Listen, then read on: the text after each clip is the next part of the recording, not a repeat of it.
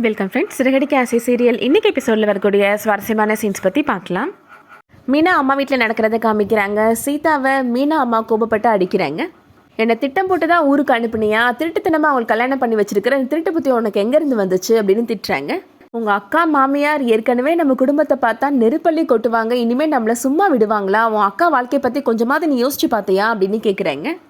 ரவி அந்த பொண்ணை சின்சியராக லவ் பண்ணுறேன்னு சொன்னாமா, அந்த பொண்ணுக்கு வேறு இடத்துல கல்யாணம் ஃபிக்ஸ் பண்ணிட்டாங்க, என்கிட்ட ஹெல்ப் கேட்டாமா, அதனால தான் பண்ணினேன் அப்படின்னு சொல்கிறாங்க சீதா. ஏன்னா படத்தில் வர ஹீரோயின் நினப்பா உனக்கு அப்படின்னு சீதாவோட தம்பி கேட்குறாரு. அவன் கல்யாணம் பண்ணிவிட்டு அவன் ஜாலியாக போயிட்டான், கடைசி நம்ம அக்காவை கோவிலுக்கு வர வச்சு மாட்ட வச்சுட்டு போயிட்டான் அப்படின்னு சொல்கிறாரு. அவன் பிரச்சனை அவன் பார்த்துக்க மாட்டானா, நீ எதுக்கு தேவையில்லாமல் போய் விழுந்த அப்படின்னு கேட்குறாங்க சீதாவோட அம்மா. மீனா அந்த வீட்டுக்கு போனதுலேருந்து எவ்வளோ பிரச்சனையை தான் பாப்பா அப்படின்னு சொல்கிறாங்க. அந்த டைமில் கரெக்டாக மீனாவுமே உள்ளே வராங்க. நான் என்ன செய்கிறதுனே எனக்கு தெரியலம்மா, நான் எந்த தப்புமே பண்ணலை, எல்லா தப்பையும் நான் தான் பண்ணினேன், அவங்களுக்கு நான் தான் கல்யாணம் பண்ணி வச்சேன்னு சொல்லிட்டு வீட்டுக்குள்ளே என்னை விட மாட்டேன்றாங்கம்மா அப்படின்னு சொல்லி அழுறாங்க.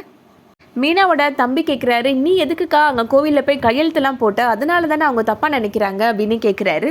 ரவி என்கிட்ட பொய் சொல்லி கோவிலுக்கு கூட்டிகிட்டு போயிட்டாரு, அங்கே போனதுக்கப்புறம் தான் அவங்களுக்கு கல்யாணம்னே எனக்கு தெரியும், என்னையும் கையெழுத்து போட வச்சுட்டாங்க அப்படின்னு சொல்கிறாங்க மீனா. வீட்டுக்கு வந்து என் மேலே எந்த தப்பும் இல்லைன்னு ரவி சொல்லுவார்னு நினச்சேன், ஆனால் இப்படிலாம் நடக்கும் நான் எதிர்பார்க்கவே இல்லை அப்படின்னு சொல்கிறாங்க.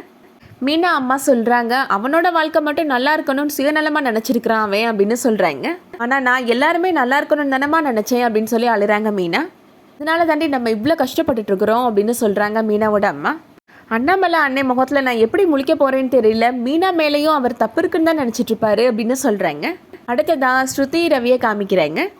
ரவி ரொம்ப அப்செட்டாகவே இருக்கிறாரு. என் மைண்டில் என்னென்னமோ தாட்ஸ்லாம் வந்துட்டுருக்கு அப்படின்னு சொல்கிறாரு ஸ்ருதிட்ட. உன் மைண்டை எப்படி சேஞ்ச் பண்ணணும்னு எனக்கு தெரியும் அப்படின்னு சொல்கிறாங்க ஸ்ருதி. நீ உடனே கடைக்கு கிளம்பு அப்படின்னு சொல்கிறாங்க ஸ்ருதி. போய் ஸ்வீட்ஸு ஃப்ரூட்ஸ்லாம் வாங்கிட்டு வா அப்படின்னு சொல்கிறாங்க.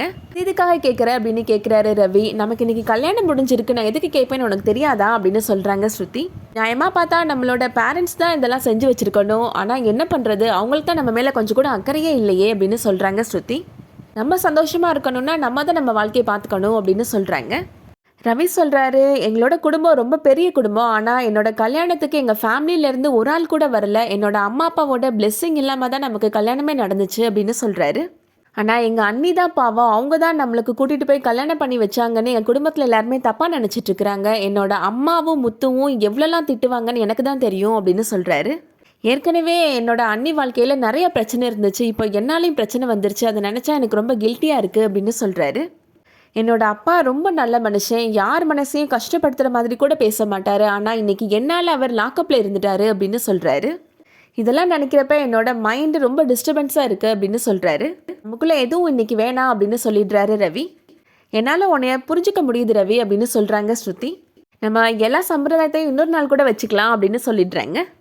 எனக்கு ரொம்ப பசிக்குது, எனக்கு பன்னீர் பிரெட் ஆம்லேட் போட்டு கொண்டு வா அப்படின்னு சொல்லிடுறாங்க. என்னை புரிஞ்சுக்கிட்டதுக்கு ரொம்ப தேங்க்ஸ் அப்படின்னு சொல்கிறாரு ரவி. ஹஸ்பண்ட் ஒய்ஃப்குள்ளே இந்த சாரி தேங்க்ஸ்லாம் வரக்கூடாது அப்படின்னு சொல்கிறாங்க ஸ்ருதி. அடுத்ததாக ஸ்ருதி வீட்டில் நடக்கிறத காமிக்கிறாங்க. ஸ்ருதியோட அம்மாவும் அப்பாவும் ஸ்ருதி கல்யாணம் பண்ணிக்கிட்டதை நினச்சி ரொம்ப ஃபீல் பண்ணி பேசிகிட்டு இருக்கிறாங்க. அங்கே பிஜுவோட அப்பாவும் பிஜுவும் வராங்க. உன்னோட பொண்ணு என்னோட மகனை ஏமாற்றிட்டு போய் இன்னொருத்தனை போய் கல்யாணம் பண்ணியிருக்கிறா அப்படின்னு சொல்கிறாரு. இவனை கிஃப்ட் வாங்க போக சொல்லிட்டு அழிய விட்டுட்டு அவ பாட்டு கல்யாணம் பண்ணிட்டு போயிட்டா அப்படின்னு சொல்கிறாரு. இந்த காலத்து பசங்கள்லாம் லவ் பண்ண தான் செய்வாங்க, அதை நான் தப்புன்னு சொல்ல மாட்டேன், ஆனால் அது உனக்கு தெரிஞ்சும் ஏன் நீ என்கிட்ட மறைச்ச அப்படின்னு கேட்குறாரு ஸ்ருதியோட அப்பாட்ட. அதை நீ என்கிட்ட ஃபஸ்ட்டே சொல்லியிருந்தேன்னா நான் இந்த மாதிரிலாம் போக விட்டுருக்க மாட்டேன், என்னோட மகனுக்கு கல்யாணம் பண்ணி வச்சுருப்பேன் அப்படின்னு சொல்கிறாரு. இந்த மாதிரி ஒரு பொண்ணை பெற்றதுக்கு நீலாம் உயிரோடவே இருக்கக்கூடாது, 4 முழத்து கயிறில் தொங்கிடணும் அப்படின்னு திட்டுறாரு. இந்த கல்யாணம் ஏற்பாடு பண்ணதில் எனக்கு 5 லட்சம் ரூபாய் செலவாயிருச்சு, நீ வந்து நல்லா சாப்பிட்டுட்டு போனல, அதுக்கும் சேர்த்து தான் சொல்கிறேன் அப்படின்னு சொல்கிறாரு. என் பணத்தை எனக்கு கொடு அப்படின்னு கேட்குறாரு. ஸ்ருதி அப்பா உள்ளே போயிட்டு செக் எடுத்துகிட்டு வந்து அவர் கையில் கொடுக்குறாரு.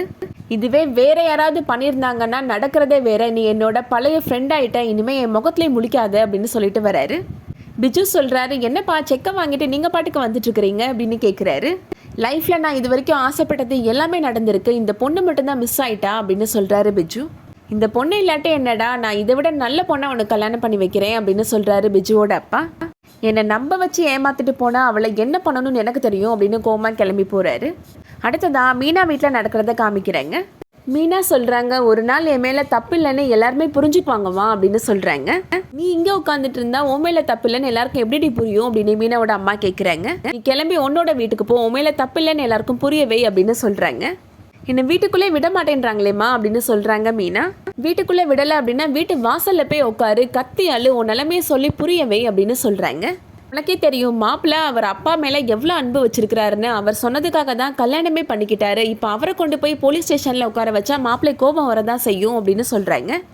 தெரிஞ்சோ தெரியாமலையோ நீயும் அதுக்கு ஒரு காரணம் ஆயிட்ட அப்படின்னு சொல்கிறாங்க மீனாவோட அம்மா. இங்கேருந்து ஒன்றும் ஆக போகிறதில்ல மீனா, நீ உன்னோட வீட்டுக்கு கிளம்பிப்போ, உன்னோட நிலைமையை சொல்லி புரியவை அப்படின்னு சொல்லி அனுப்பி வைக்கிறாங்க. மீனாவுமே கிளம்பி அவங்களோட வீட்டுக்கு போகிறாங்க. அதோட இன்னைக்கான எபிசோட் முடியுது. இந்த வீடியோ பிடிச்சிருந்துச்சுன்னா லைக் பண்ணிக்கோங்க. சீரியல் அப்டேட்ஸ்க்கு நம்ம சேனலை சப்ஸ்கிரைப் பண்ணிக்கோங்க. தேங்க்ஸ் ஃபார் வாட்சிங்.